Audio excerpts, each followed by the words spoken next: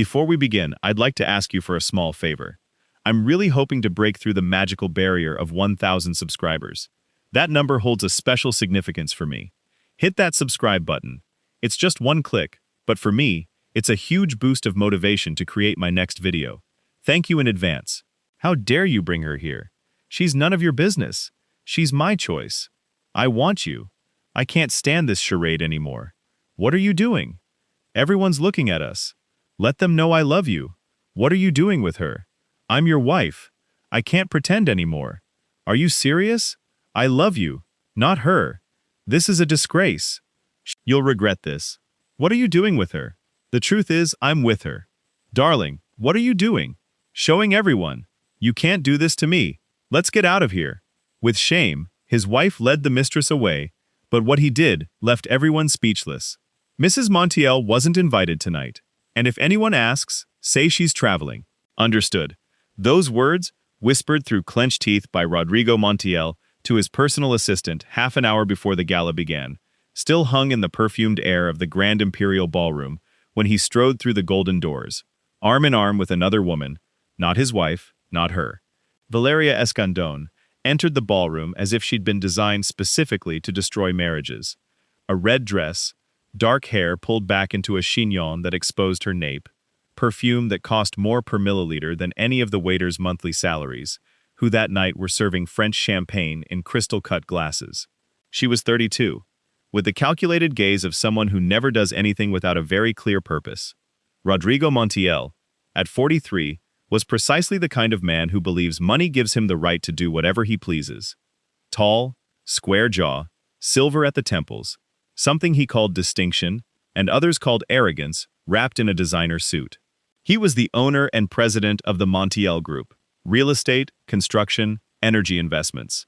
200 employees, 3 properties in Mexico City, 1 in Los Cabos, an apartment in Miami he never inhabited, but mentioned in every conversation. The type of man who cares more about appearing than being. The annual gala of the Business Foundation of the Center was the event of the year. 300 guests, politicians, businessmen, celebrities, social magazine photographers, stationed at the entrance. A 7-course menu designed by a Michelin-starred chef, and above all, whispers, glances. That's silent language only spoken by those who have spent years observing each other in ballrooms exactly like this one. Rodrigo, Don Ernesto Fuentes, one of the oldest partners of the Montiel Group, approached with his glass in hand and the crooked smile of someone who already knows something the others are still unaware of. What a surprise to have you accompany us tonight. And lovely Isabela in Guadalajara, Rodrigo replied, his eyes never leaving the ballroom, with the fluency of someone who has been rehearsing the lie for a long time. Family matters. Of course, of course. Don Ernesto let his smile stretch barely a millimeter more, just enough for Rodrigo to notice, just enough so he could do nothing about it. Valeria squeezed Rodrigo's arm with fingers that knew exactly how much pressure to apply. Love, she murmured. They're watching us. Let them watch, he said, lifting his chin. That was Rodrigo Montiel, in his purest form. A man who confused shame with bravery. The gala occupied the main floor of the Hotel Palacio Dorado, the oldest and most opulent in Mexico City.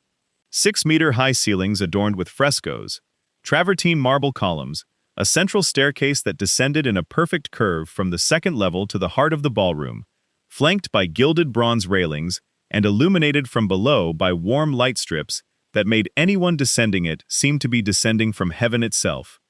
Tonight, at 9:42 p.m., no one was paying attention to that staircase.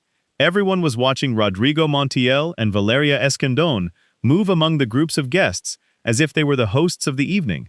She has a very hard face, whispered Patricia Leal, wife of a senator, to the woman next to her, to bring his mistress to this event, where everyone knows him, and knows Isabela.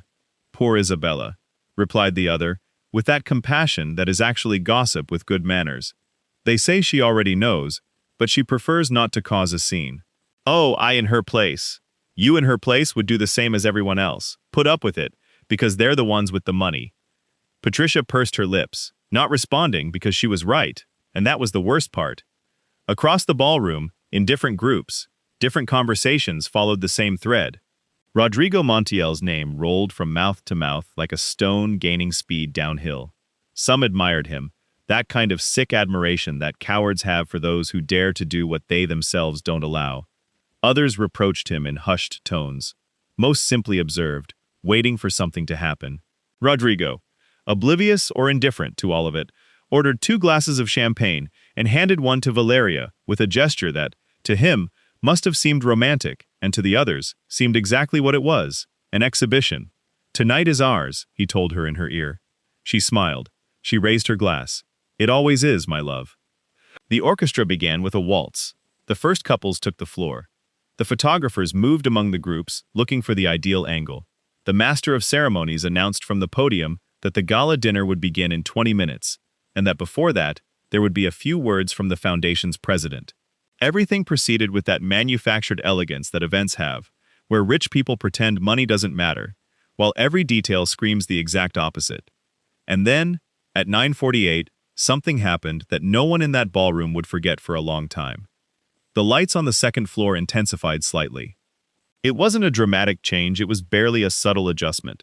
The kind of thing that normally doesn't draw attention, but something, perhaps the collective instinct of ballrooms full of people who have spent years observing other people, made several heads turn towards the central staircase. And then they saw her, a woman descending the steps with a calm that wasn't the calm of someone in no hurry, it was the calm of someone who knows exactly what she's doing and has decided to take all the time in the world to do it. The dress was navy blue, dark blue like the sky, at that exact moment between twilight and night, when it's not yet completely black, but has already ceased to be day, covered in tiny sparkles that caught the light of the chandeliers and reflected it multiplied, as if the fabric were made of compressed stars. A plunging neckline, a fitted silhouette, a side slit that revealed her left leg with each step, her long dark hair falling over her shoulders, with that kind of perfection that takes hours to build and seems completely natural. Her face. Her face was Isabela Montiel's, but not the Isabela everyone knew. Not the discreet Isabela, the Isabela who avoided the spotlight, the Isabela who was always a step behind her husband in social photographs. Not that 34-year-old Isabela, whom many in that ballroom remembered as Rodrigo's wife before as her own person.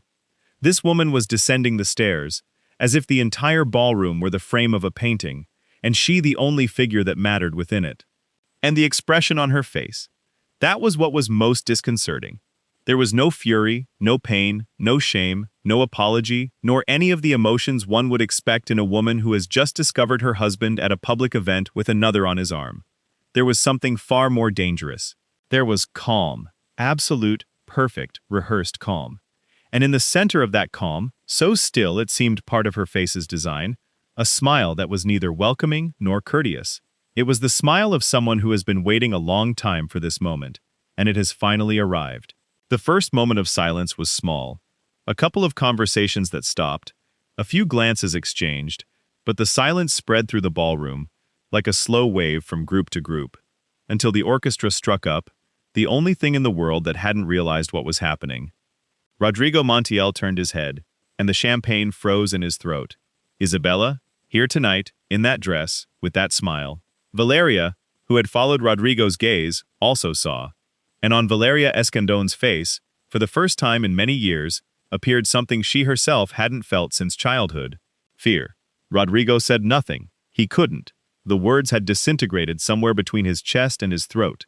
He could only watch as Isabela descended the last step of the staircase with the unhurried elegance of someone who has absolutely nothing to prove.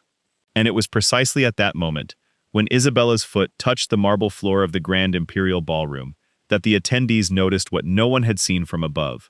Beside her, a step behind, a man's hand rested on her back. A man Rodrigo Montiel knew. A man Rodrigo Montiel hated, with an intensity that paled any other feeling he had ever experienced in his life. Alejandro Vega, the only businessman in recent history of the sector who had managed to snatch a 300 million peso merger from Rodrigo, making him look like an imbecile before his own board of directors. 3 years ago, Alejandro Vega, 48 years old, 3 companies on the Forbes Mexico ranking. The man Rodrigo had sworn in the privacy of his office on the 22nd floor of the Montiel Tower that he would one day make pay for what that defeat had cost him. That man was entering the ballroom with his hand on his wife's back, and his wife was smiling at him, at Rodrigo, with that smile that wasn't a smile, but a declaration of war. Patricia Leal, 3 meters away, let her jaw drop slightly. Don Ernesto Fuentes, who still held his champagne glass, wondered if he should applaud. Valeria Escandón squeezed Rodrigo's arm so hard he felt her fingers even through the fabric of his jacket. And Rodrigo Montiel, the man who that very morning had instructed his assistant so that no one would know his wife hadn't been invited, understood in that instant, with the brutal clarity of someone who has just stepped into emptiness where they thought there was firm ground, that tonight was not going to end well for him.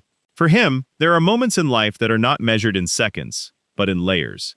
The instant Rodrigo Montiel recognized Alejandro Vega had exactly that texture. It was simultaneously a second and an eternity. An instant that contained within itself 3 years of humiliation, a defeat he had never fully processed. That now that his mind refused to fully formulate. Isabela with Vega here tonight? No, that couldn't be what it looked like. His brain, which had spent 4 decades protecting him from truths he didn't want to see, immediately fired up to search for alternative explanations. A coincidence, a misunderstanding. Perhaps Vega was simply an acquaintance, a business contact, someone who had met Isabela at the entrance and had walked up the staircase beside her, out of pure courtesy. Yes, that was a coincidence. Alejandro Vega's hand on Isabela's back said otherwise. It wasn't the hand of someone helping an acquaintance down the stairs. It was the hand of someone who knows the territory they touch. Firm without being possessive, natural without being careless, the kind of contact that isn't improvised. Rodrigo knew it, and he knew that he knew it, and he knew that everyone in that ballroom also knew it. That's, Valeria began in a very low voice. Shut up, Rodrigo said, without looking at her, without moving a muscle in his face. Valeria fell silent. Isabela crossed the threshold of the staircase and entered the ballroom with the same unhurried cadence with which she had descended the steps. He didn't seek Rodrigo's gaze, nor did he avoid it. He simply moved in the direction he was heading, which was towards the group where the Fuenteses were, Don Ernesto and his wife Consuelo, with a naturalness so perfect it was almost offensive. Consuelo, Isabela said, kissing the woman on the cheek. What a beautiful necklace they brought you from Florence. The very same, my love, replied Consuelo Fuentes, whose smile at that moment was that of someone who had just received the best possible Christmas gift. Isabela, you look stunning tonight. I don't recall ever seeing you like this. There are nights that call for it, Isabela said, her voice possessing that calm, almost musical modulation of someone with no nerves in their body. Don Ernesto already knows Mr. Vega. Don Ernesto Fuentes extended his hand to Alejandro, with the firm, calculated grip of men who have measured other men for decades. By reputation, yes, Mr. Vega. It's a pleasure. The pleasure is all mine, Don Ernesto. I've read a great deal about your career. Alejandro Vega had a deep, calm voice, the kind that doesn't need to be raised to be heard by everyone. You are one of the few businessmen of your generation who understood that reputation is worth more than the quarterly balance sheet. Don Ernesto let out a genuine chuckle. I like this man, Isabela. I know, she said, and for the first time since she had descended the staircase, she turned her head slightly towards the point in the hall where her husband was. Not towards him, not exactly, just in that general direction, like someone checking a watch without any real interest in the time. And then she turned her gaze back to the group. About 11 feet away, Rodrigo Montiel's jaw was clenched so tight he could have cracked walnuts between his molars. What is she doing with him? He murmured, almost to himself. Rodrigo? Valeria squeezed his arm. People are watching us. I told you to be quiet. And I'm telling you, if you keep that face, tomorrow we'll be in all the gossip columns. Rodrigo breathed in slowly. Once again, she was right. Valeria was always right about that. About superficial things, about appearances, about how to manage the immediate scenario. It was her primary talent, not her only one, but certainly her most consistent. He forced a smile, turned slightly to have his back to the direction where Isabela was. He picked up his glass, toasted no one in particular.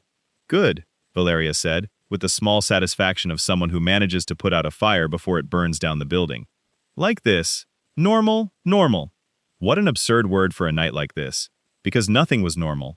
Rodrigo felt it in every inch of his skin, in that hum that starts at the nape of the neck and travels down the spine, when the brain receives information that pride is unwilling to process. Isabela wasn't traveling. Isabela was here with Vega, in that dress, with that smile. 3 years. 3 years since the merger of Inmobiliaria del Pacifico, the most ambitious operation in the history of the Montiel Group. 320 million pesos at stake, months of negotiations, of trips, of meetings that ended past midnight. Rodrigo had been sure, so sure, that he had already ordered the 20,000 peso bottle of Petrus with which he intended to celebrate. And then Alejandro Vega had appeared out of nowhere, or not out of nowhere, because someone had leaked information, someone had provided intel, though he could never prove who, with a counteroffer that surpassed Rodrigo's by 15%, and with conditions that the board of Inmobiliaria del Pacifico couldn't refuse. In 48 hours, 3 months of work had come to nothing. The Montiel Group's board had asked for explanations. Rodrigo had given explanations, but explanations, however good, don't recover 320 million pesos, nor 3 months of work, nor, above all, the feeling that something or someone in your own circle had worked against you. He had never been able to prove it, and now Vega was here, with Isabela. And the question Rodrigo hadn't dared to ask in 3 years of vague suspicion was beginning to take a very concrete and very unpleasant shape. How long had they known each other? The orchestra changed pieces. A bolero now, more intimate, slower. Several couples approached the dance floor, among them, with a naturalness that was almost a slap in the face. Isabela and Alejandro Vega danced well together, too well. That too isn't improvised. "I can't believe it," Rodrigo said very quietly. And this time, it wasn't directed at Valeria, but at the air, at no one, at the version of himself who, 3 years earlier, believed he was the smartest man in any room he entered. "Rodrigo, listen to me." Valeria moved slightly in front of him, interposing herself between his gaze and the dance floor. "Listen to me. Whatever is happening here, tonight is not the time. There are 300 people watching. If you act now, you lose. If you wait, you have options. Understand?" He looked at her. For the first time that night, he truly looked at her, and saw something in Valeria's face he hadn't expected to see. Not concern for him, but fear for herself. The fear of someone who has bet everything on a horse that is starting to limp. "Do you know anything about this?" he asked. "About what? About Isabela? About Vega? Did you know something?" Valeria's blink lasted half a second longer than necessary. "Don't be ridiculous." Rodrigo held her gaze for 3 seconds longer. Then he looked away. He didn't believe her. Not completely, but he also had no way to confirm it here and now, with the orchestra playing a bolero and his wife dancing with his enemy 40 feet away. At the other end of the hall, Sofia Rios, Isabela's best friend since university, godmother to her only daughter. The person in the world who knew Isabela better than anyone, including Rodrigo, precisely including Rodrigo, observed the scene with a glass of red wine in her hand, and an expression that, for those who knew how to read it, could be described as the quiet satisfaction of someone who has been waiting a long time for the third act of a play they know by heart. Sofia was 41, with shoulder-length brown hair, and the direct, unflinching gaze of women who have decided not to waste time on pretense. She was a managing partner at a law firm that handled, among other things, the city's most complex divorce cases. It was no coincidence that she was here tonight. None of what was happening was a coincidence. "How's it going?" a voice asked beside her. Sofia didn't turn her head. She knew that voice. "Better than I expected," she replied. "He's unraveling. And she's perfect." A pause. A sip of wine. "As I always knew she would be when the time came." "Do you think he'll try to approach her tonight?" Sofia considered the question. She observed Rodrigo across the hall, Valeria glued to his arm, his jaw like granite. "Yes," she said finally. "He won't be able to resist. He's too proud to stand still, and too foolish to understand that every move he makes tonight was already accounted for." The person beside her nodded slowly, and precisely at the right moment, not before. On the dance floor, Isabela finished the bolero, and Alejandro whispered something in her ear that made her smile in a way that Rodrigo, from his distance, interpreted in the worst possible way, probably the correct way. Rodrigo placed his glass on the nearest waiter's tray, with more force than necessary. The crystal tinkled. Valeria looked at him. "No," she said. "Don't go where I think you're going." Rodrigo adjusted his shirt cuffs, a gesture he always made when he had made a decision and was merely convincing himself. "I'm going to say hello to my wife," he said, with a calmness that was as false as everything else he had said that night. What's wrong with saying hello to my wife? What was wrong, though, Rodrigo couldn't see it from where he stood, was that Isabela had already seen him approaching, and had already repositioned her shoulders slightly, and had already exchanged a brief, almost imperceptible glance with Alejandro Vega, the kind that needs no words because the meaning had already been agreed upon. Rodrigo crossed the hall with a firm step, convinced he was going to regain control of the situation. He was going exactly where Isabela wanted him to go. Valeria's secrets. Rodrigo crossed the hall like someone who doesn't know he's already lost. That was the most painful thing to observe, Sophia thought from her position by the marble column. The absolute certainty with which a man walks towards his own demolition. Rodrigo had the stride of someone accustomed to spaces opening up before him, to conversations halting when he approached. And indeed, people moved. They shifted slightly, let him pass, glanced at him sideways. But tonight, those glances weren't of deference. They were of someone waiting to see what happens when someone touches a high-tension wire without gloves. Isabela saw him coming the moment he separated from Valeria. 3 seconds before he arrived, she had already repositioned her body slightly to the side, including Alejandro in her field of vision, without excluding the Fuentes group, so that when Rodrigo arrived, there would be no natural configuration for a private conversation. Only the group, only witnesses. Rodrigo arrived, stopped about 5 feet away, the exact distance of someone trying to appear casual and failing. "Isabela," she said. She turned her head slowly, as if it took her a moment to locate the source of the sound. Rodrigo, his voice perfectly neutral, his smile perfectly polite. "I didn't know you were coming tonight." A small masterpiece. 5 words that gave him back exactly what he had done to her. Erase him from the plan, exclude him, make him invisible. And with such naturalness that it was impossible to point it out without appearing to be the paranoid one in the story. And Don Ernesto Fuentes, who was 72 and had survived 4 economic crises and an indecent amount of galas, exactly like this one, observed the exchange with the silent attention of a naturalist facing 2 unknown species. "Rodrigo, how good that you joined us. You've already met Mr. Vega, haven't you?" Rodrigo shook Don Ernesto's hand without taking his eyes off Isabela, just long enough to be considered rude, and then turned to Vega. The 2 men looked at each other. There was a density of history in that exchange that the others could feel without knowing the details. Like when someone strikes a match in a room and everyone smells the sulfur before seeing the flame. "Vega," Rodrigo said. "Montiel," Alejandro replied, their handshake firm on both sides, lasting a second and a half, releasing at the same time. "From the sector?" asked Consuelo Fuentes with the calculated innocence of women who know perfectly well what's happening and enjoy pretending they don't. "The sector," Rodrigo said. "We've crossed paths on a few operations," Alejandro said simultaneously, with the same vagueness, but without any of the edge Rodrigo carried. Isabela took a sip of champagne and watched him with that calmness that Rodrigo found physically irritating, like a stone in his shoe that he couldn't remove. "And how is the group doing?" Rodrigo asked, addressing her. An attempt to return to familiar territory where she would answer and he would direct. "Very well, actually." A brief pause. "And you, Rodrigo? How are you?" The question was completely normal, and yet, in that mouth, in that tone, in that context, it sounded like something else. Like, "I know exactly how you are. You're destroyed. And you're destroyed because I decided it that way." "Fine," he said, his jaw like granite. Don Ernesto cleared his throat. The conversation shifted smoothly, leaving Rodrigo on the periphery with an empty glass and nowhere to go. He stayed out of pride, which was exactly the wrong reason. 50 feet away, Valeria had had enough time to think. She knew Isabela Montiel, not intimately, but she had observed her for 2 years. On events, in photographs, in the invisible space that exists between a wife and the woman who occupies her place, without occupying her name. And what he had seen in that time was a discreet woman, contained, the type who prefers not to draw attention. That was what Valeria had believed about her.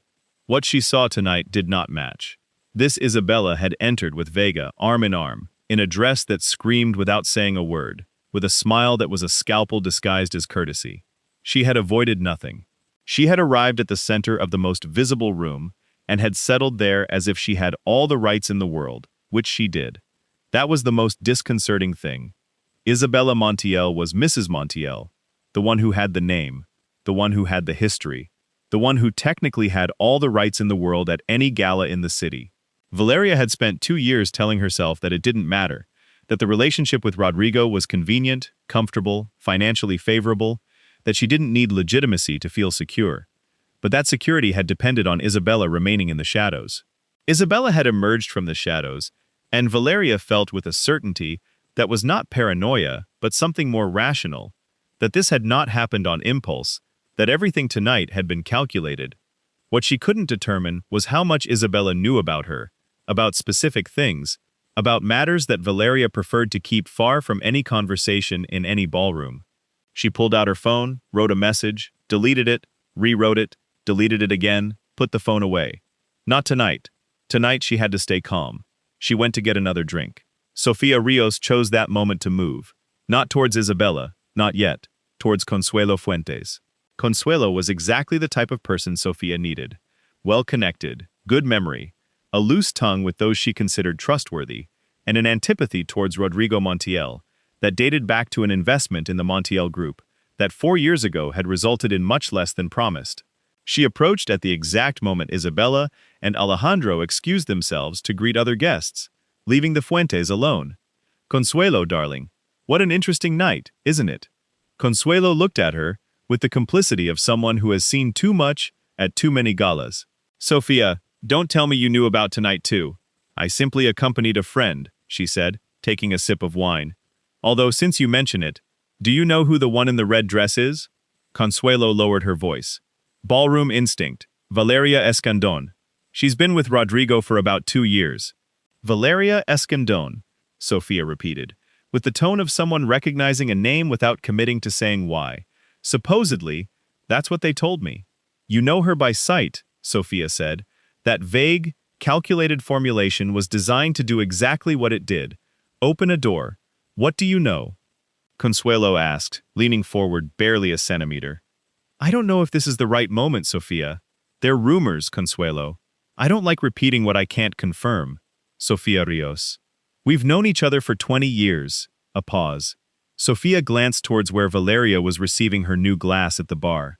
"They say," she said in a very low voice, "that girl isn't exactly what she seems. That there are things in her past that Rodrigo doesn't know, or didn't want to know. The kind that involve documents, signatures, accounts that shouldn't be in the name they are." Consuelo processed that in silence. "Are you saying that—" "I'm saying that sometimes people don't enter our lives for the reasons we think." A brief, calibrated smile. "But as I said, they're rumors." "How is Don Ernesto's ankle?" The change of topic was so smooth that it took Consuelo a moment to follow it. But the damage was already done. The seed was planted. Consuelo would talk. Not tonight. She was too discreet for that. But tomorrow or the day after, she would talk to the right people. And in that closed, interconnected world, a seed in the right ear grows into a tree before the week is over. What Consuelo didn't know was that the rumors Sofia had just let slip were not rumors. They were facts, documented, verified, kept in a manila envelope that at that moment rested in Sofia's purse, waiting for the exact moment, a moment calculated with the precision of someone who had been preparing this for months. Just over an hour remained. At the other end of the ballroom, Carlos Medina approached Rodrigo with his whiskey in hand, and that expression of someone offering information because he enjoys the drama, not out of generosity. "Do you know how long they've been working together?" he said, looking towards where Isabela and Vega were. "Vega and your wife, I mean, on a sustainable development project, very hush-hush, about 6 months." 6 months. Rodrigo didn't reply. He couldn't. The words had dissolved somewhere between his throat and his tongue. 6 months of a secret project, the merger lost 3 years ago, the leaked information he could never trace. Carlos walked away with the satisfied air of someone who had thrown a stone into a pond and left before seeing all the ripples. Rodrigo was left alone, and Valeria, who had returned from the bar and saw his expression, understood that the night was about to get significantly worse. "The trap is closing." The master of ceremonies announced from the podium that the gala dinner would begin in 10 minutes and that guests could proceed to their tables. An organized murmur swept through the ballroom. People began to move, to look for their names on the floral arrangements at the entrance, to regroup in that slow, polite choreography that precedes any formal dinner. Rodrigo didn't move. His eyes were fixed on Isabela, who on the other side of the room was laughing with the president of the Chamber of Commerce. The man Rodrigo had been trying to schedule a meeting with for 4 months, without a response, without an echo, without even the automatic confirmation email. Isabela was laughing with him as if she had known him all her life. Alejandro Vega patted the president's shoulder with the camaraderie of old partners. Rodrigo processed that. He processed it poorly, but he processed it. "We have to go to the table," Valeria said beside him.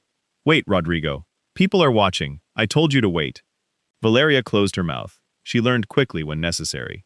Rodrigo watched as Isabela said goodbye to the president, with a kiss on the cheek, and turned towards Alejandro. They exchanged a brief glance. Then Isabela opened her small clutch, the same dark blue as her impeccable dress, and took something out, a phone.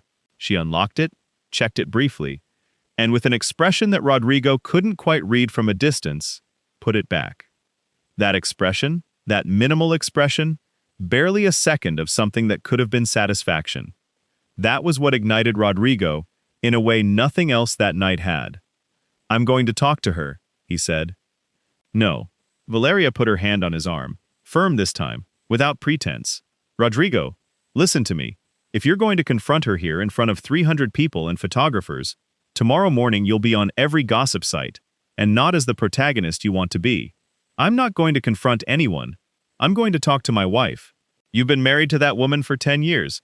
When was the last time you said, 'I'm going to talk to my wife,' without it being a confrontation?" Rodrigo didn't answer, because the answer was uncomfortable. "Tomorrow," Valeria said. "Tomorrow at home, calmly, without an audience. Tonight, you stay and smile." Rodrigo looked at her. That look Valeria knew well, the look of men who know the woman is right, but are too angry to admit it. "Fine," he said finally, and they went to find their table. Isabela's table was 3 positions away from Rodrigo's, close enough for him to see her at all times, far enough for any direct conversation to be impossible, without visibly standing up. That too was intentional. Isabela had known since she received the table map 2 days earlier, when Sofia obtained the ballroom layout through a contact at the event organization, 3 positions, close enough to bother him, far enough to control him. The dinner began with a cold corn and poblano pepper soup that no one at Rodrigo's table tasted with particular enthusiasm. The atmosphere was tense in that specific way that formal dinners have when something important is happening, but no one can name it directly. The diners at Rodrigo's table, including Carlos Medina, who had chosen a strategic seat, and Don Ernesto, who by coincidence or not had ended up at the same table, chatted about the kind of topics used when no one wants to talk about what everyone is thinking. Exchange rates, a golf game, delays on the metro line.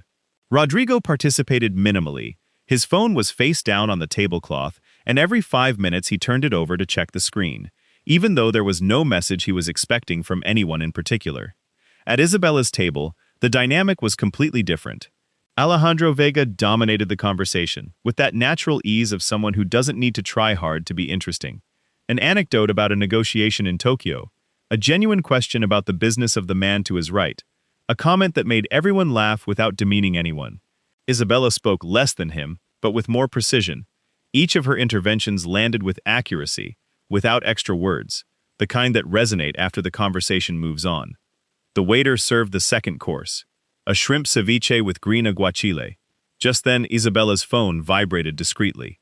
She checked it under the table, read the message, didn't change her expression, and put it away. It was from Sofia. 2 words. All set. Isabela took a sip of water. She breathed. 2 hours of waiting. The entire scaffolding built over months had led to this night, to this ballroom, to this dinner. And now the final piece was in place. "Are you all right?" Alejandro asked in a low voice, leaning in slightly with the naturalness of someone who doesn't need to pretend he's not asking what he's asking. "Perfectly," she said, and she meant it. Alejandro nodded slowly once. He knew exactly what tonight meant for Isabela. He knew because she had told him 6 months ago, the first time they had formally met in Sofia's office, with a lawyer present to review the documents Isabela had been compiling for a year. Documents about Valeria, documents about the Montiel group, documents that painted a very different picture than the one Rodrigo publicly presented. Alejandro was not Isabela's lover. That was what everyone in the ballroom believed, or was beginning to believe, or wanted to believe, because it made the story more interesting. And that belief was useful. It was part of the plan. The truth was more complex and colder. Alejandro Vega was Isabella's strategic partner, the man who 3 years ago, when Rodrigo had internally accused him of stealing the merger of Pacifico Real Estate, had acted exactly with the information that someone had leaked to him. No, Isabela. She hadn't had anything to do with it, at least not directly, but the investigation Isabela had initiated 18 months later had revealed who had indeed leaked that information and why, and in exchange for what. And that information was part of what was in Sofia's envelope. The third course arrived, a beef tenderloin in red wine reduction, just as Rodrigo from his table once again turned his phone over to check the screen. This time there was something, a message from his CFO. 3 lines. Rodrigo read it. He reread it. The color of his face changed noticeably enough that Carlos Medina, who had been observing him out of the corner of his eye, had to look away to avoid revealing that he had seen it. The message was stark, devastating in its brevity. Rodrigo, I need to speak with you urgently. This afternoon, an asset transfer was registered with the SAT under Isabela Montiel's name. It's the North Project land. When can you talk? Rodrigo read the message 3 times.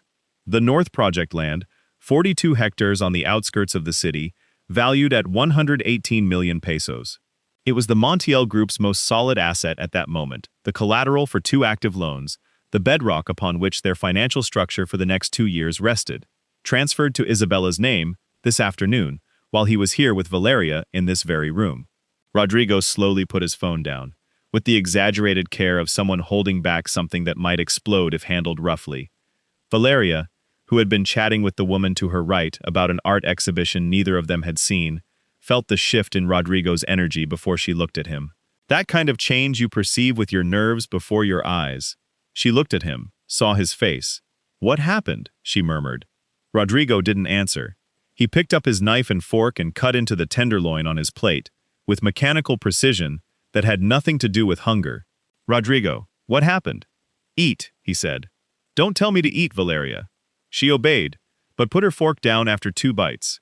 Because she too had learned in 2 years of knowing Rodrigo Montiel, when a situation had passed the point where words could help. And tonight, at some point between the ceviche and the tenderloin, that point had clearly been left far behind.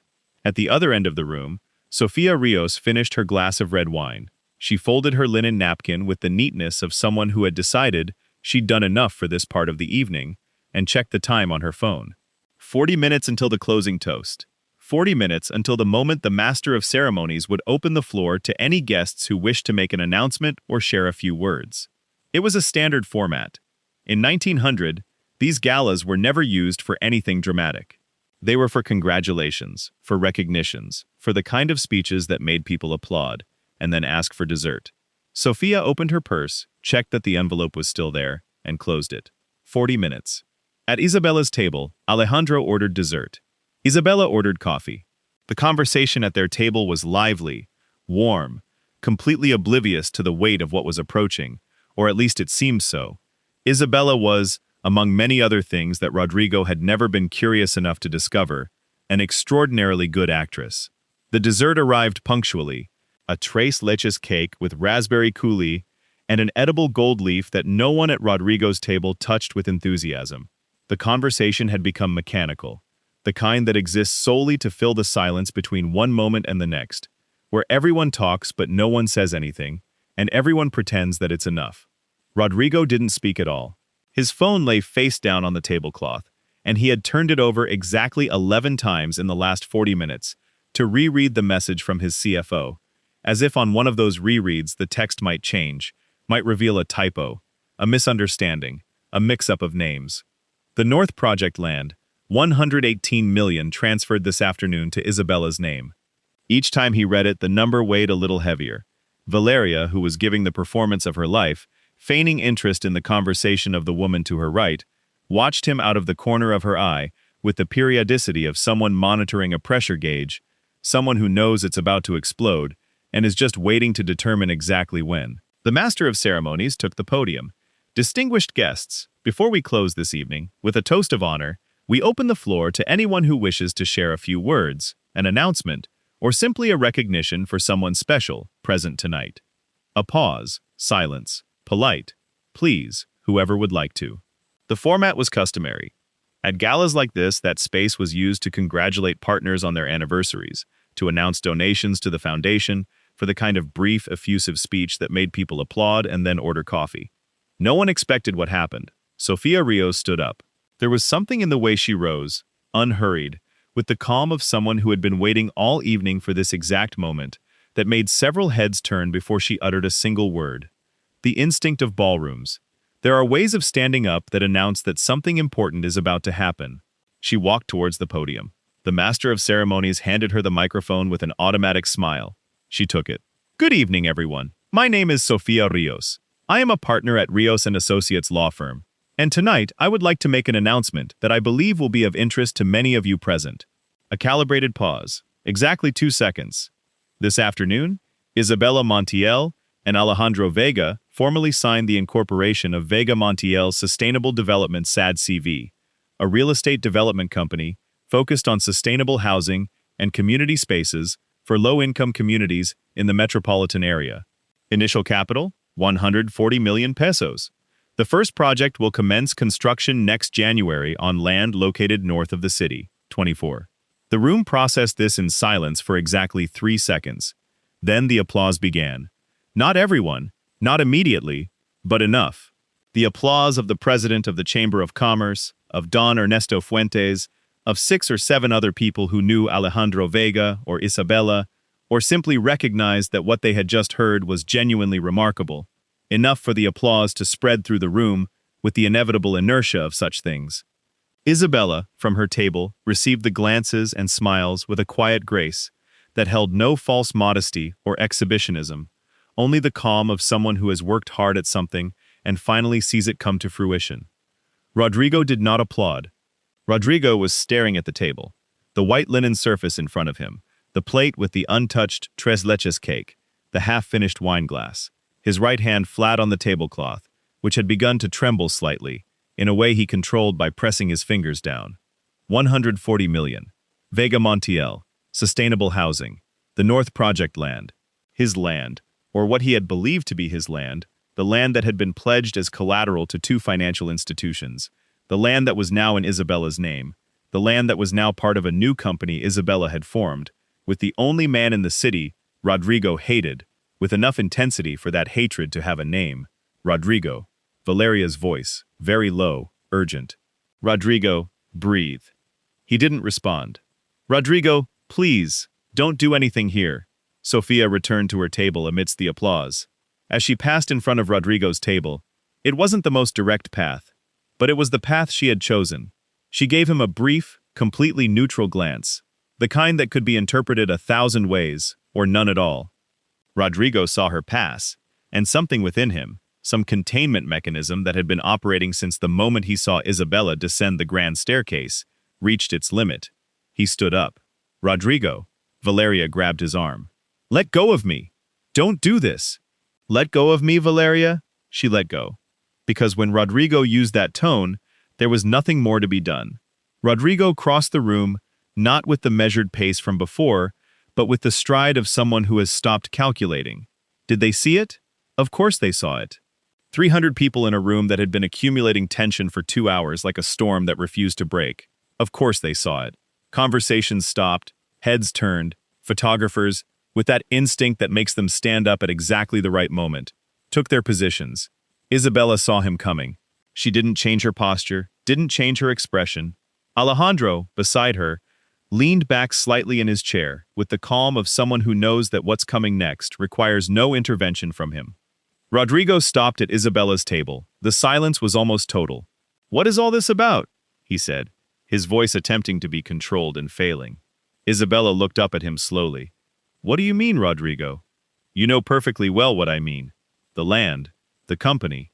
He gestured to the room with a sweep that encompassed the entire evening. "A circus." "A circus," Isabela repeated, the tone identical, the calm perfect. "It's the announcement of a company. Is there something wrong with that? That land belongs to the Montiel Group. It was marital property." A brief pause. "Now it's mine. I have the documents if you'd like to see them." Rodrigo opened his mouth, closed it, opened it again. "You've spent years being a useless wife who never understood anything about business," he said, and his voice rose a notch that no one in the room could ignore. "And now suddenly you know how to start companies. How convenient." The silence that followed those words was of a different quality than the silence that had preceded them. It was the silence of those who have just heard something irreversible. The silence of 300 people who know they have just witnessed the exact moment a man decides to set fire to the little he had left. Isabela didn't move, didn't blink faster, didn't press her lips together, didn't avert her gaze. She just looked at him, for exactly 4 seconds, that in that room felt like 4 minutes, with an expression that was not fury, nor pain, nor shame. It was pity, genuine, quiet, irrevocable pity. And then she spoke. Her voice was perfectly audible. She didn't shout, didn't raise her tone. She spoke with the exact cadence of someone who had rehearsed these words, not because she needed to rehearse them, but because she had known for a long time that they would one day come. "Rodrigo," she said, "for 10 years I was the wife you put in the background so she wouldn't compete with you. For 10 years I managed your house, raised your daughter, smiled at your events, and kept quiet when you brought your dear ones to the same salons where I had to greet people who knew us both. I didn't do it because I was useless. I did it because I believed the marriage was worth more than my pride." A pause. "I was wrong about that, but I wasn't wrong about the rest." Another second of silence.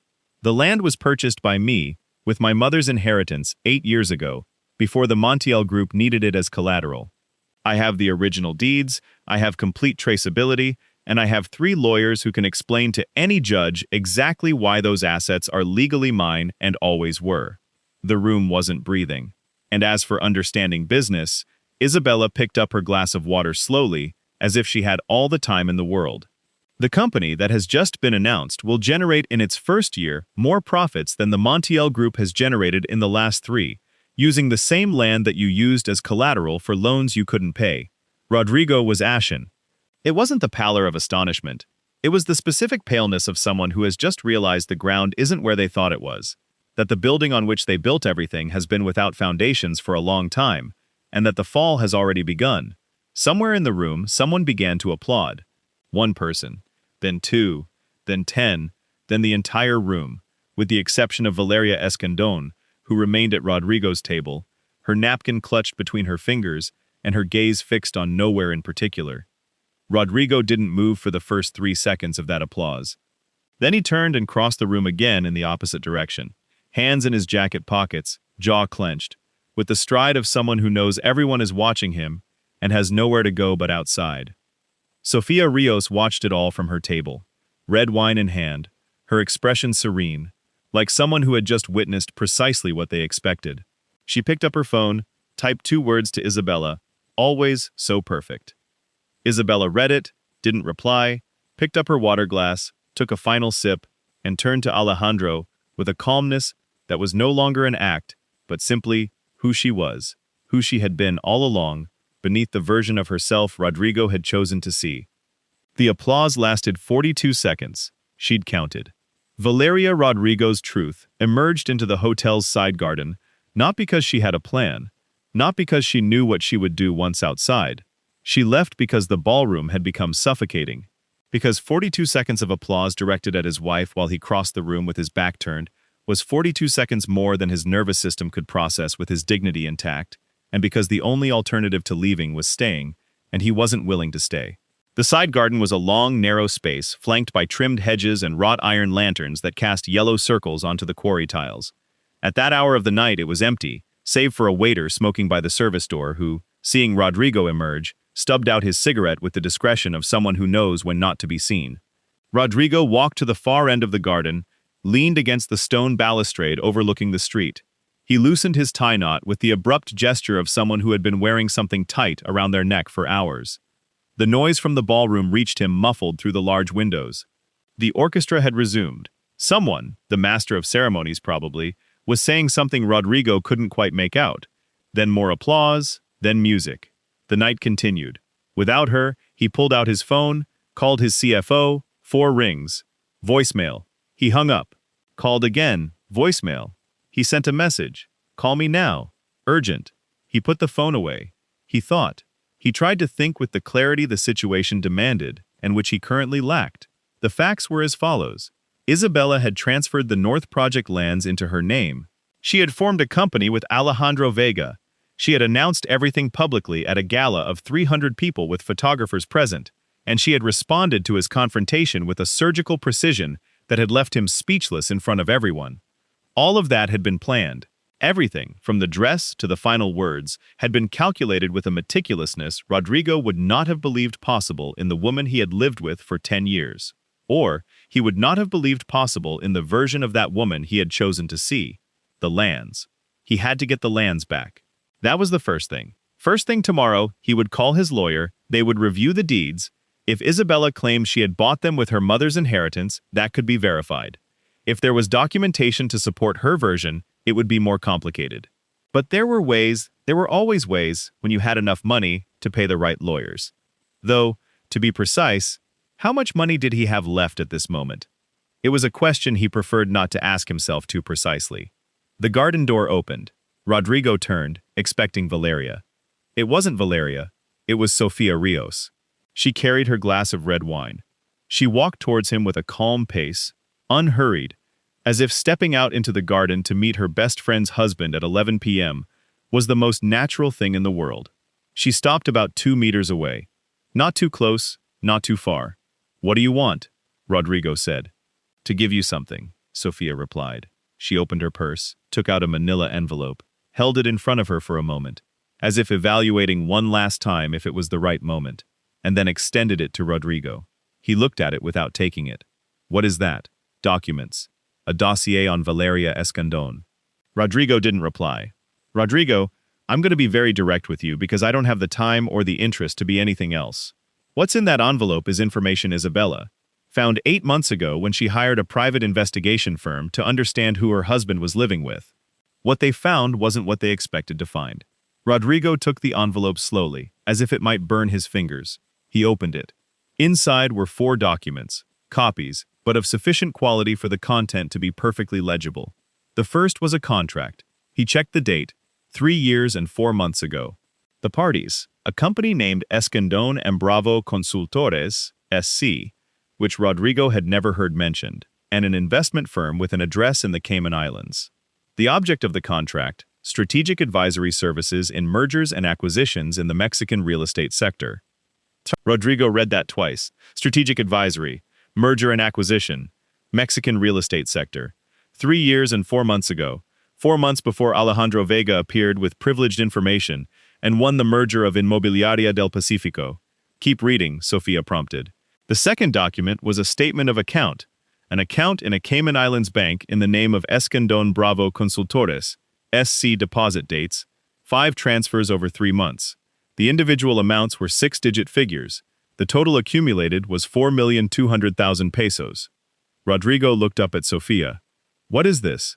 "The fees Valeria Escandón received for leaking strategic information from Grupo Montiel to a competitor." Sofia's voice was completely neutral, informative, as if she were reading minutes from a board meeting. The competitor at that time was the Cayman Islands investment firm, which channeled the information to whoever needed it, which at that moment was Alejandro Vega. Silence. Rodrigo looked at the third document. It was an exchange of printed emails. The originating address belonged to a server he didn't recognize. The destination address, either. But the contents were specific, detailed, and absolutely impossible to have obtained from outside Grupo Montiel.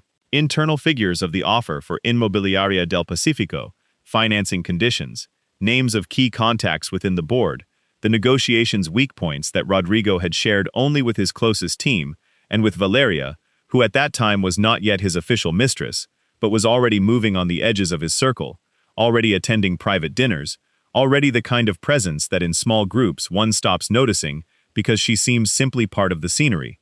The fourth document was a company registration for Escandón Bravo Consultores in the Public Registry of Commerce.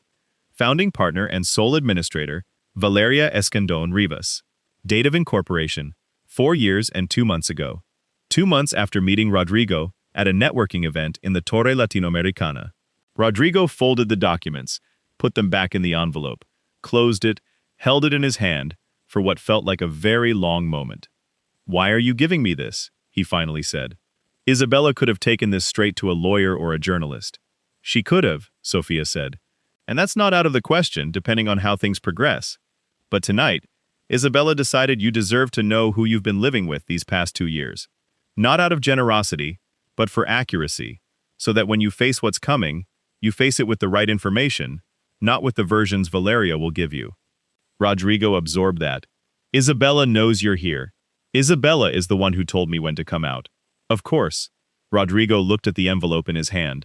He thought of Valeria on the other side of those windows, probably still at the table, with that glass she'd ordered at the bar and never finished. He thought of 2 years of scenes, of trips, of conversations, where he had spoken about his projects, his strategies, his victories, and his problems.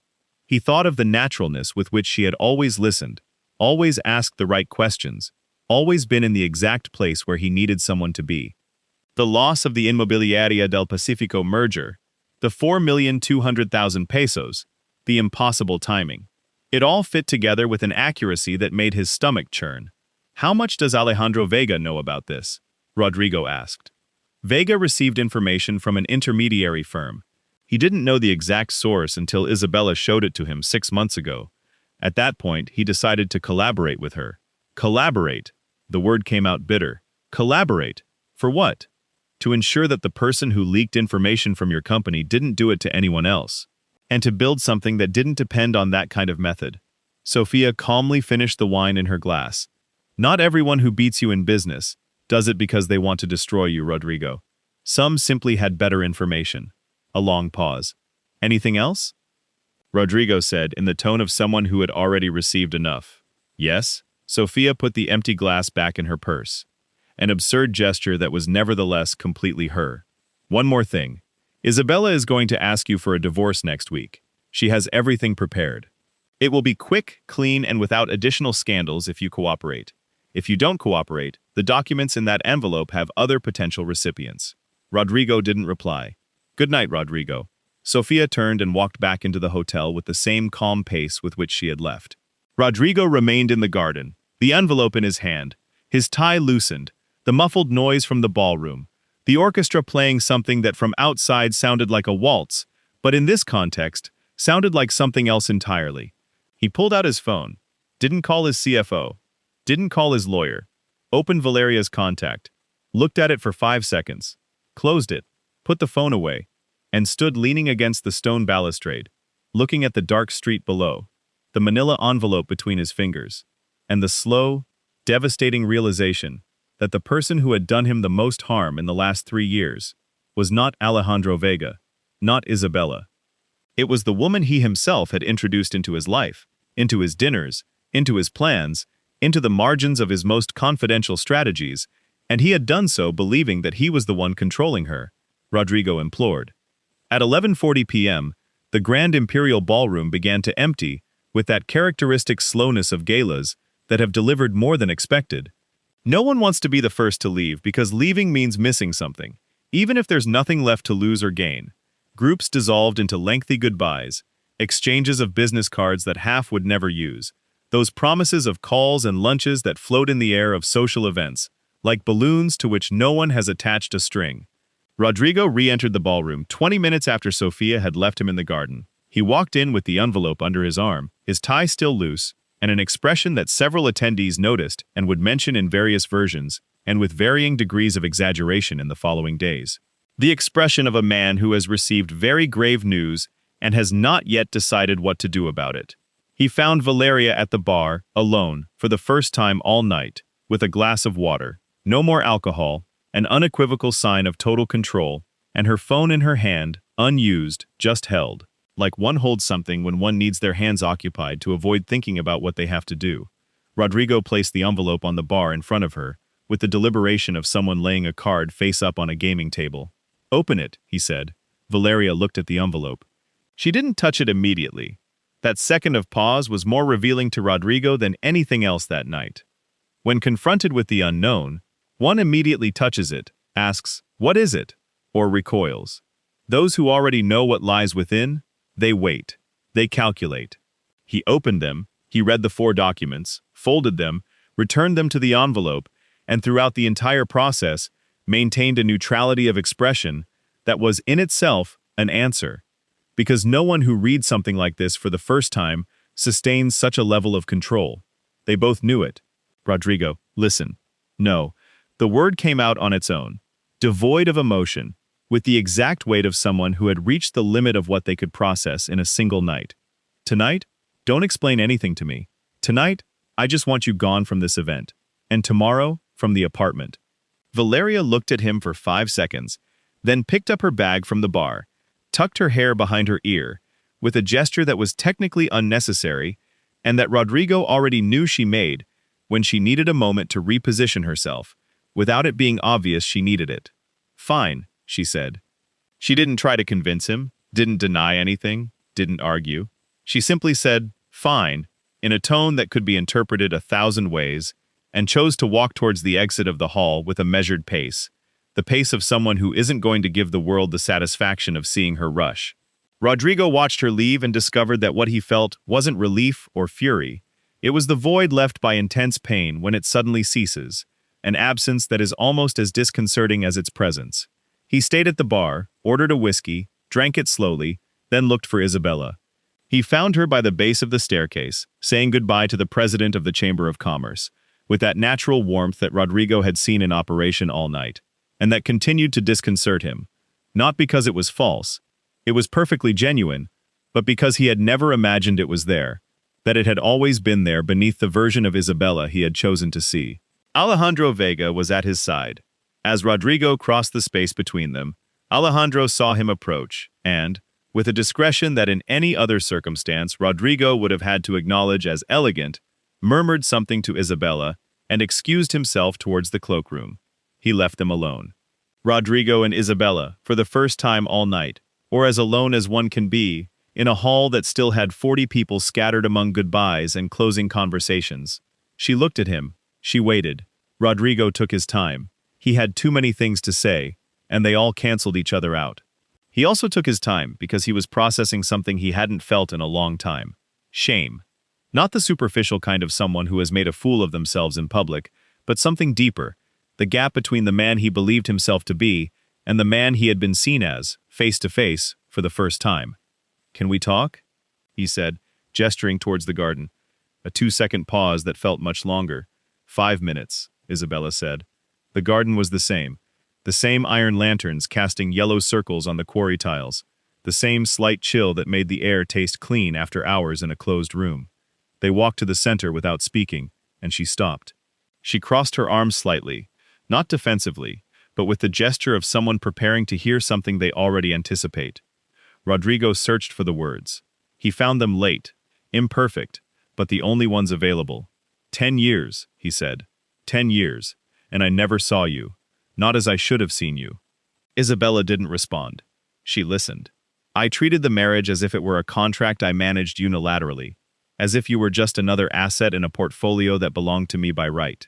Her jaw was tight, but differently than it had been all night. Not with fury, but with the effort of saying something true. What I said inside tonight about an useless wife that has no justification. None. No, Isabela said. Her voice was soft, but carried the specific weight of a closing door. Don't ask me for forgiveness for that yet. I'm not there yet, and honestly, I don't know if I will ever get there. Rodrigo nodded slowly, like someone receiving a diagnosis they expected and that still hurts. How long have you been planning all this? 16 months, she said without hesitation. Since I found the first document related to Valeria, since I understood that what was between you wasn't just infidelity, it was a structure. And that structure had been affecting me in ways I was still finishing understanding. Why didn't you tell me? The question came out before he could stop it, and the moment he formulated it, Rodrigo heard how absurd it sounded, as if he had been the kind of husband to whom one could say such things. She looked at him with an expression that wasn't cruelty, but something harder to bear. Understanding. The kind of understanding that comes from having thought a lot, for a long time, about how someone works. When was the last time you asked me something, Rodrigo? She said. Not about the house. Not about Daniela. Not about some event on the calendar. Something about me. About what I thought of something that mattered. About what I wanted for my life. Silence. Exactly, Isabel said. Not triumphantly, but as a statement of fact they both already knew. The silence that followed had a different texture than all the other silences of that night. It was the silence of two people who share a long and complex history and are finally in the process of understanding that this history had reached where it had. Rodrigo did something he hadn't anticipated doing at any point that night. He sat on the edge of the stone balustrade, not with elegance, but with the genuine exhaustion of someone who has been on their feet for too many hours, in too many senses, at the same time. "What do we tell Daniela?" he said. It was the first time all night he had mentioned their daughter, 7 years old. The name neither of them had uttered in the hall, in the confrontations, in any of the moves and counter-moves of that carefully constructed night. It was as if they had tacitly agreed to keep her out of all of this, even though nothing that had happened could be kept out of her life for long. Isabela's expression changed minimally, but perceptibly, as if that name were the only code that still operated between them, without interference from anything else. "The truth," she said, with the right words for her age, "but the truth that Daddy and Mommy are going to live in separate houses, that doesn't change how much each of them loves her." A pause. "And that adults sometimes make very big mistakes that affect people who were not at fault at all." She said the last part, looking directly at him, without looking away. Rodrigo received it without moving. It was the least he could do. "When are the papers?" he said. "Next week? Sophia will contact you Monday morning. And the land? It's mine, Rodrigo. I have complete traceability from my mother's inheritance. It won't do any good to dispute it, as we both know." A brief pause. "If you cooperate, the process will take 3 months. No press, no additional scandal. Daniela doesn't have to read this in the newspapers. Another second. That depends entirely on you." Rodrigo looked at his own hands clasped in front of him, hands he had used to sign contracts, to point at maps of projects, to gesture in meetings where he had always been the one to have the last word. And Vega said, "Alejandro is my partner. That's all he is, and all he will be. Truly, truly." A nearly imperceptible pause, although whatever was between us wouldn't change anything about what happened tonight. What happened tonight comes from much before Alejandro Vega. He was right. Rodrigo knew it. What had happened wasn't a result of Vega, it was the result of 10 years of a marriage where he had taken everything Isabela was. Her intelligence, her capability, her own world, and locked it away in a drawer so it wouldn't compete with the space he needed to occupy alone. He stood up, looked at her. "You were a better person than me from the start," he said. "I just didn't find it convenient to see it." Isabela didn't respond, didn't nod or deny. She just looked at him, with that calm that was no longer of that night, but of much earlier, the calm of someone who learned to be alone in company for years, and who now finally had the opportunity to be alone in freedom. "Good night, Rodrigo." She turned and walked towards the hotel. Rodrigo remained in the garden, the envelope in his hand, the slight chill that still lingered, the sound of the city that doesn't stop for anything, not for marriages that end, not for men who understand too late what they had. Inside the hotel, Alejandro waited for Isabela by the cloakroom with their 2 coats. She took hers. They walked towards the exit. The doors of the grand golden palace opened onto the street, and the night and everything that came next. And Rodrigo Montiel, the man who that very morning had given instructions for his wife not to appear at this gala, leaned against the stone balustrade, wondering how it's possible to live 10 years beside someone and not see them at all. The final backlash. 3 weeks after the gala, Mexico City awoke to an unusual cold for the season. The kind of cold that doesn't announce itself, that arrives in the pre-dawn and finds people without coats because the day before had been perfectly tolerable. Rodrigo Montiel noticed it from the window of his apartment in Colonia Polanco, the apartment he had moved into 10 days earlier, after Isabela's lawyers had handed him the preliminary papers, and he understood that staying in the family home while the process advanced was a form of pain that served no purpose. It was a 3-bedroom apartment on the 7th floor of a building that, at another point in his life, he would have considered perfectly dignified, and that now, in the mornings, had that transient hotel feel of spaces where one lives provisionally, where pictures don't hang from the correct nails, and drawers don't open all the way. And there's an unpacked suitcase in the 2nd bedroom that one keeps promising oneself to unpack tomorrow. It was 7:42 a.m. Rodrigo held a cup of coffee that was no longer hot, and on his phone screen, the same news he had been reading for half an hour in various versions, on different portals with different angles. All arrived at the same central information. Vega Montiel Desarrollos Sustentables announces alliance with the Social Infrastructure Fund of the federal government. Estimated joint investment of 800 million pesos for the construction of 100 sustainable homes in the state of Mexico and Puebla. Commencement of works. First quarter of next year, 800 million. With the Northern Project lands as the anchor asset of the operation. Rodrigo placed the phone on the table with more calm than he would have had 3 weeks ago. Not because the number didn't hit him. It did. Of course it did. With the specific precision of numbers that one knows could have been theirs. But because at some point between the gala and this morning, something had happened that he couldn't quite name. Something that had the texture of exhaustion, but also, at its edges, something that resembled clarity. The phone rang. It was his lawyer, Licenciado Peralta. Rodrigo answered. Rodrigo, have you seen the note from the federal fund? I'm looking at it.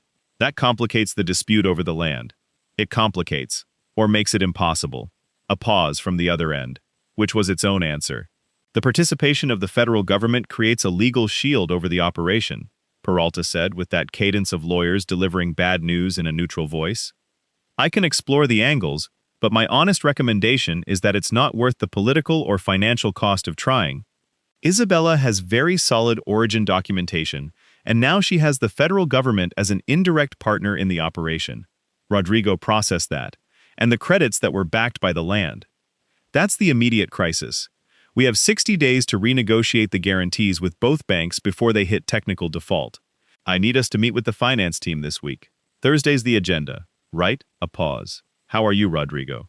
The question was genuine, the kind that seasoned lawyers sometimes ask when they've already navigated the professional waters of a conversation. Rodrigo considered the possible answers. Processing, he finally said. Peralta understood that was enough. He excused himself, hung up. Rodrigo turned back to the window. What Peralta didn't know, what no one on the Montiel Group team knew yet, was that the alliance with the federal fund hadn't materialized by chance. Rodrigo had grasped it that very morning, reading the third note about the announcement. The deal had been in negotiation for at least 4 months. 4 months, which meant Isabela had initiated those government conversations while still living in the family home, still attending Montiel Group events as Mrs. Montiel, still publicly the discreet wife no one looked at twice. 16 months of planning.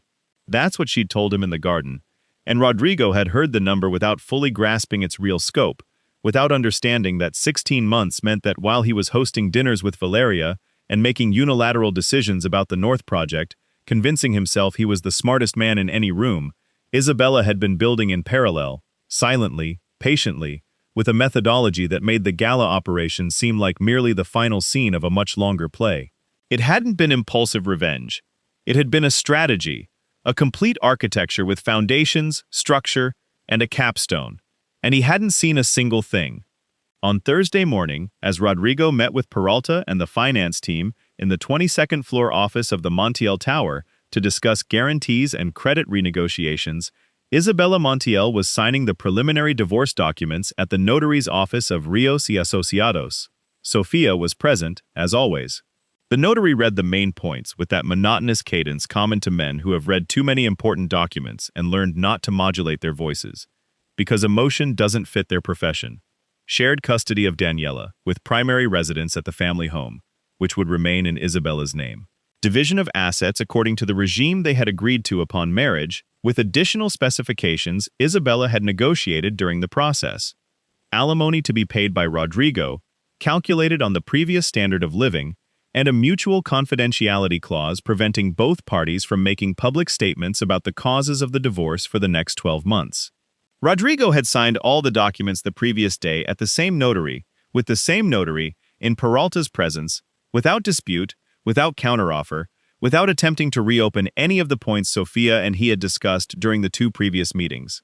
Isabela signed with the pen the notary offered her, a clean signature, without drama. Sofia placed her hand on her shoulder when the notary stepped out to check something with his assistant. "How do you feel?" she asked. Isabela considered the question honestly. "Light," she said. "Like when you let go of something so heavy, you've been carrying it for so long you'd forgotten you had the option to release it." Sofia nodded. "And Daniela?" "Good. Better than I expected." A pause. 7-year-olds understand more than we think when adults speak to them seriously. You told her everything, what she needed to know for her age. Isabela placed the pen on the table. That dad and mom weren't going to live together anymore. That both things could be true at the same time. That dad loved her very much. And that dad had made mistakes. That those 2 things didn't cancel each other out. Sofia looked at her for a moment. "You're a better mother than Rodrigo deserves," she said. "I'm not doing it for Rodrigo," Isabela said. "I'm doing it for Daniela, who is a completely different person from her father and doesn't have to carry what he did." The notary returned. They completed the procedure. Sophia asked for 2 additional copies of the document set and placed them in her briefcase, with the efficiency of someone who has done this many times and knows exactly how many copies are needed and why. They went out to the street. It was still cold, although the sun had risen enough for the shadows to be sharp against the sidewalks of Colonia Roma. "What's next?" Sophia asked as they waited for the car. "The first meeting with the construction team for the North project is Monday," Isabela said. "Alejandro already has the schedule ready, and next week I have an interview with the Chamber of Commerce magazine about Vega Montiel, about women entrepreneurs in the urban development sector." A pause, although I suppose Vega Montiel will be part of the conversation. Sophia smiled. "How are you going to handle questions about the divorce?" "With the confidentiality clause as a shield, and with the fact that what I did at that gala is already public knowledge." Isabela adjusted her coat belt. "I don't need to talk about Rodrigo. The company's numbers will speak for themselves." The car arrived. Sophia hugged her before she got in. 16 months, Isa. 16 months of holding it all together without anyone seeing. A brief but genuine squeeze. "I'm incredibly proud of you." Isabela hugged her back. "I wouldn't have done it without you. You would have done it anyway." "I just carried the envelope." Isabela smiled. She got into the car. The door closed. 800 meters away, on the 22nd floor of the Montiel Tower, Rodrigo Montiel was listening to his finance team talk about renegotiations, alternative guarantees, and bridge credit lines. He took notes, asked questions, operating with the automation of someone who knows that what needs to be done now is simply to keep going, because stopping is useless, and moving forward, however slow and difficult, is the only direction available. At some point, between the first and second hour of the meeting, while Peralta was explaining a refinancing scheme, Rodrigo thought of the phrase Isabela had said in the garden. "When was the last time you asked me anything about myself?" He couldn't remember. That was the most honest thing that could be said. He couldn't remember. And the inability to remember was in itself the answer. The consequences. 2 months after the gala, Rodrigo Montiel's name had acquired in the business circles of Mexico City that specific texture held by the names of people about whom everyone has a formed opinion and no one wants to be the first to voice it aloud. Not because the opinion didn't exist, because in that world, selective silence is more efficient than any declaration. There was no public scandal in the strict sense. The divorce confidentiality clause held what it needed to hold, and neither of them had spoken to the press. But the gala had had 300 witnesses, several of whom had social media accounts and WhatsApp groups with people who in turn had other people. And the information, the image of Rodrigo crossing the room, the phrase about the useless wife, the 42-second applause for Isabela, had circulated through those channels with the speed of things people enjoy repeating, because they contain exactly the right proportion of drama, justice, and morality. The Montiel group continued to operate. Rodrigo ensured that every day with the mechanical discipline of someone who knows the only way out of a hole is to keep digging upwards. The meetings continued. Ongoing projects moved forward. The refinancing of the credits that had used the North Project's land as collateral had been resolved. Not without cost, not without difficult negotiations, with 2 banks that suddenly remembered clauses they had only mentioned in fine print before. But the damage was not primarily financial, or not only. The damage was of that other, slower, and more permanent kind. Reputational. Not declared reputation. No one said anything directly, but implicit reputation. The one built in small gestures. The executive who takes 2 days longer than usual to answer an email. The potential partner who schedules a meeting and then postpones it without a convincing explanation. The invitation to an event that doesn't arrive, even though in previous years it always had. Carlos Medina, who for years had been one of the Montiel Group's most fluid contacts, stopped answering calls. Don Ernesto Fuentes, when Rodrigo encountered him at a Chamber of Commerce event 6 weeks after the gala, was perfectly cordial, too cordial, with that cordiality that is actually a very polite distance. And the conversation lasted exactly 4 minutes. The president of the Chamber of Commerce, on the other hand, had been photographed that same week at the inauguration of Vega Montiel Desarrollo Sustentable's offices, smiling alongside Isabela and Alejandro with the genuine warmth of someone exactly where they wanted to be. That photo had also circulated. Valeria Escandón disappeared, with the efficiency of someone who knows how to disappear. There was no scene, no long message, no late-night call, none of the dramatic endings Rodrigo would have expected from someone who had been present in his life for 2 years, with the intensity with which Valeria had been present. Only the empty apartment. When he arrived the day after the gala, her things packed with a precision that suggested the process had begun before he told her to leave, because of course it had begun before. Rodrigo found a 3-line handwritten note on the dining room table. He read it, folded it, put it in the desk drawer of his new apartment, not knowing exactly why. Not out of nostalgia, perhaps for documentation, perhaps because throwing things away required a certainty about the future that he didn't have at that moment. The note read, "Everything I did to survive. I don't expect you to understand, but it's the truth." Rodrigo didn't call her, didn't try to contact her, not because he didn't have questions. He had many specific ones about the exact scope of what she had leaked and to whom and for how long, but because his lawyers had clearly explained that any contact with Valeria during that period, given the existence of the documents Sophia held, could complicate the Montiel group's position in potential future proceedings. So Valeria remained in that desk drawer, between the 3-line note and the manila envelope that Rodrigo still hadn't decided whether to destroy or keep. 3 weeks after the gala, a society column in a digital magazine that Rodrigo didn't read, but which apparently many in his circle did, published a photo of Valeria Escandón at an event in Guadalajara, arm in arm with an automotive sector businessman Rodrigo knew by name, but with whom he had never had direct contact. The photo had a discreet caption that didn't mention Rodrigo. It didn't need to. Rodrigo saw it because someone sent it to him. He didn't know if the gesture was of compassion or cruelty. It was probably both at the same time, which was how most gestures in that world tended to be. Empresarios del Siglo magazine published its interview with Isabela Montiel in the following month's issue. The cover was a photograph taken at the construction site of Vega Montiel's first project, Isabela in a hard hat, and with plans in hand, looking at the structure under construction, with an expression the photographer had captured at the exact moment the afternoon light hit from the correct angle. It was the kind of good photograph people cut out and keep. The headline read, "Isabela Montiel, the Architect of Change." The interview ran for 8 pages. Rodrigo read it cover to cover in his Polanco apartment one Tuesday night, a glass of whiskey sitting untouched beside him. He read it with the focused attention one reserves for something written by someone you know or thought you knew, searching the words for traces of the person, and finding with a mix of vicarious pride and personal loss that the person was exactly who she said she was, had never stopped being, and that he simply hadn't paid enough attention to realize it.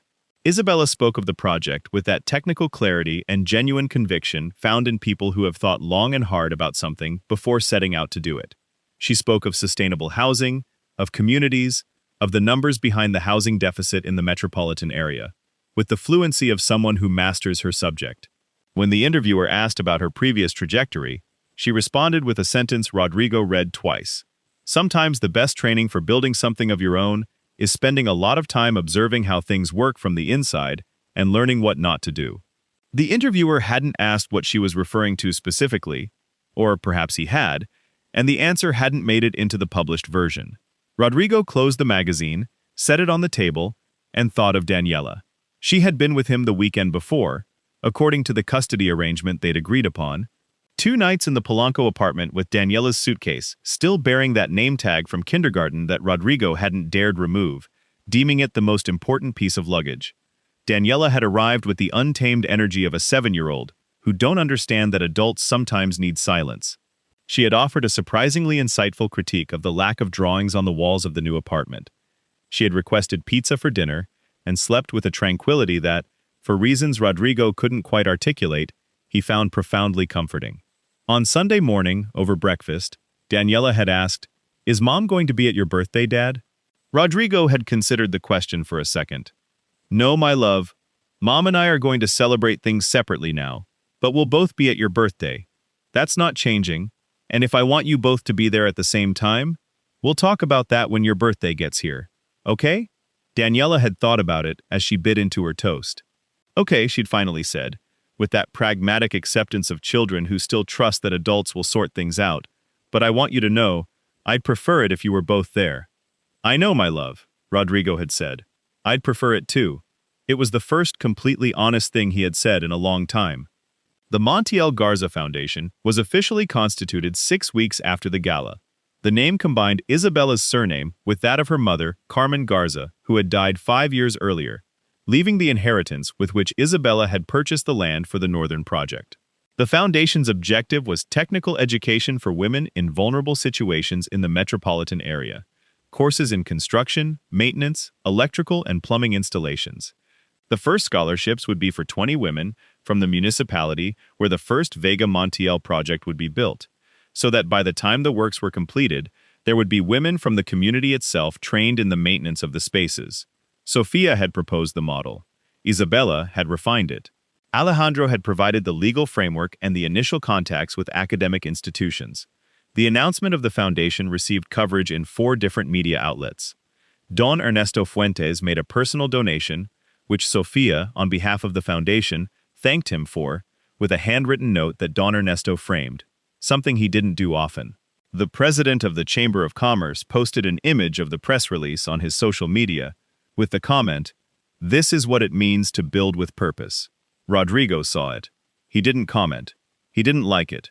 He closed the app, then opened the email from his CFO. There were 3 pending items. He read them, replied to 2. The third he left for tomorrow. Outside, in Mexico City, which doesn't stop for anything, life continued exactly as always. Noisy, contradictory, completely indifferent to marriages that end, and to men who learn their lessons too late, and to women who have spent 16 months silently building something the world was finally seeing. Rodrigo turned off his phone screen, looked out the window. The cold outside was still the same. The final twist, the envelope, arrived on a Tuesday. There was no return address, only Isabela's name, written in the handwriting she would have recognized anywhere, even after 10 years, even on an unsigned piece of paper. Rodrigo's calligraphy, angular and tight, which when he wrote slowly, when he took the time to do it well, possessed a precision that contrasted with the way he usually moved through the world. Isabela's assistant left it on the desk in the new office on the 5th floor of the building Vega Montiel had rented, in the Nápoles neighborhood, an office that still smelled of fresh paint, where the blueprints for the first project covered an entire wall, and the computer screen had 3 windows open simultaneously, because there were always 3 urgent things at once.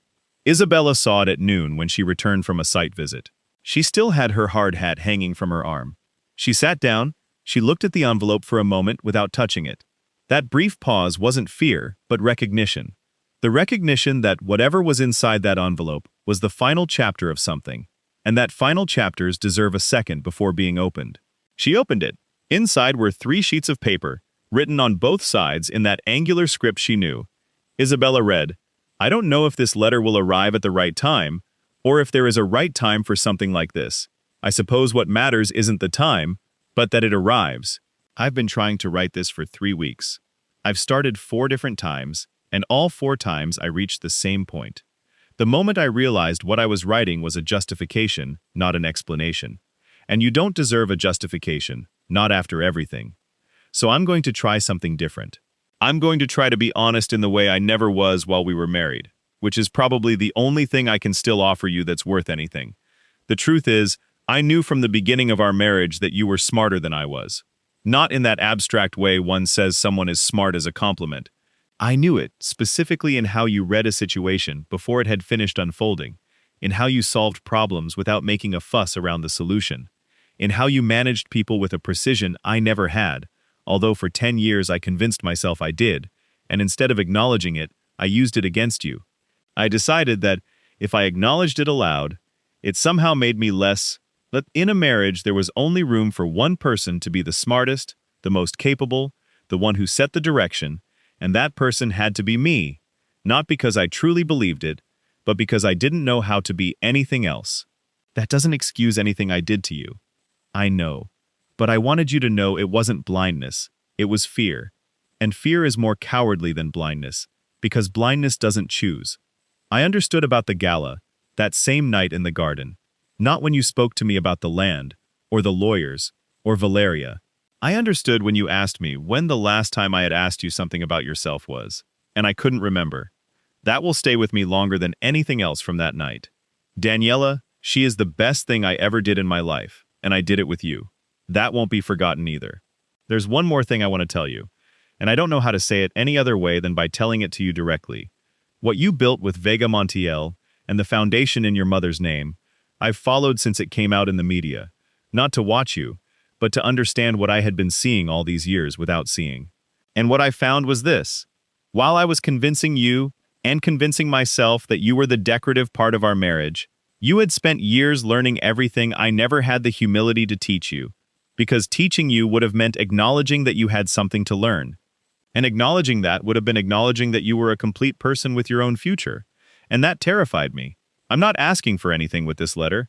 I'm not asking for forgiveness, because that would be asking for something. I'm not asking you to respond. I just wanted there to be, somewhere outside my head, an honest version of what happened, written in my handwriting, without lawyers or clauses or calibrated versions to protect anyone's image. Take care of Daniela. I know you'll do it better than I could alone, but I'm saying it anyway. Rodrigo. Isabela finished reading the 3 pages, holding them in her hand for a long moment. The noise of the office existed around her. The phone on the assistant's desk, the traffic through the open window, the footsteps in the hallway, and at the same time she was completely distant, as happens when one has just read something that requires the world to stop for an instant, even if the world doesn't. She had expected many things from Rodrigo Montiel over 10 years. She had expected him to change, then she had stopped expecting him to change, then she had stopped expecting altogether, and begun to plan. But this, 3 handwritten pages, no lawyers, no strategy, none of the protective layers with which Rodrigo had always operated, she had not anticipated, not because it was impossible, but because in 16 months of preparing every move with millimeter precision, she had learned not to count on things she couldn't control. And this letter was exactly that. Something beyond her control, arriving from the only place she hadn't calculated it would come. Rodrigo's honesty, late, imperfect, but real. It didn't change anything that had happened. It didn't change the marriage, or the gala, or the signed papers, or the land, or the 16 months it had taken to get here. It didn't change that Daniela would grow up with divorced parents, or that the Montiel group would take years to recover what it had lost, or that Valeria Escandón existed and had done what she had done. But it changed one small thing, and Isabela discovered, holding them in her hand, not entirely insignificant, the possibility that Rodrigo might one day become a better father than he had been a husband, and that, for Daniela, mattered. She folded them, returned them to the envelope, sealed it, stood up, walked to the window, looked down at the street with that way of looking outward that isn't seeing, but thinking. She thought about what the letter said, what it didn't say. She thought about the 16 months it had taken to reach that night of the gala, and about all the preceding years that had made those 16 months necessary. She thought of Daniela. She thought of her mother, whose name now graced a foundation she would never have imagined, because her mother was a woman of the previous century, who would never have thought her daughter would end up building sustainable housing with federal funding. She thought of herself, of the version of herself that had existed in that marriage, and the one she was now, which weren't as different as the gala had made them seem, but rather the same person under different conditions of freedom. She returned to her desk, opened the bottom drawer, took out a blank envelope, pulled out a sheet of paper, picked up a pen, and was about to write. She paused, put the paper back, put the pen away, and closed the drawer. Not because she had nothing to say, she had plenty. Enough to fill 3 pages, front and back, and probably more. But because she had learned, in 16 months of building something no one else could see, that not everything you have to say needs to be said. That some things complete themselves when the other person finally arrives at the point they needed to reach. That silence, in certain circumstances, is not absence, but respect. Rodrigo had arrived late, but he had arrived. That was enough. Not to reconcile, not to reopen anything, but to close what needed to be closed, the way it needed to be closed, with the truth in the right place. Isabela took Rodrigo's envelope and placed it in the bottom drawer, alongside other documents that mattered. Not in the work file, not in the legal file. In that specific drawer where one keeps things that are neither work nor paperwork, but simply life. Then she picked up the phone and dialed Sophia's number. "Do you have time for a coffee?" she said when her friend answered. "Always," Sophia replied. "Did something happen?" "No." A pause. "Yes, but not like that. Tell me when I see you." She hung up. She took the helmet from the hook behind the door, slung it over her arm, and grabbed her bag. Before leaving, She paused for a moment in front of the blueprints that covered an entire wall. The plans for the first project: 180 housing units, community spaces, a green area in the center, a design that prioritized natural ventilation and rainwater harvesting. Names still unassigned on the blocks of the plan, which in a few months would be the names of real families, of women with children and tight budgets, and the certainty that having a place to live changes all of life's mathematics. She looked at them for a second, and in that second, though, Isabela Montiel was not a woman given to unnecessary gestures, she smiled. No, not the calculated, powerful, perfectly constructed smile for the exact moment. A different smile, smaller, more hers. The smile of someone who is exactly where they decided to be, and who knows, with a certainty that needs no proof to anyone, that what they built holds. She turned off the light, closed the door, and Isabela Montiel's story, which for 10 years had been the subtitle to someone else's story, finally moved forward with her own name in the title. The end. No,